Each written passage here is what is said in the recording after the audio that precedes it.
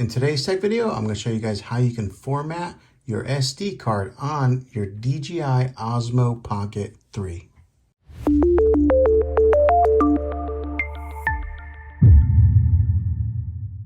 Okay, the first thing that you're going to want to do is slide from the top, pull it down just like so, and go to that gear icon on the bottom left.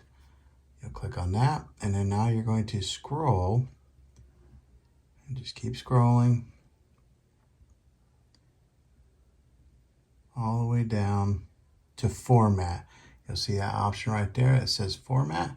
You'll click on that, and it says swipe to format SD card. And then you'll just swipe it across like that. Format in progress. Do not remove SD card.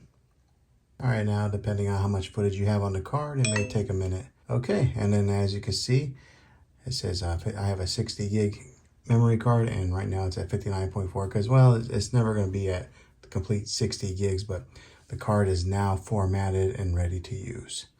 So hopefully this video was helpful. If it was, go ahead and click a thumbs up on it. Go ahead and subscribe to my channel. I make tech videos all the time, and I'd love to have you back in the next one. Take care.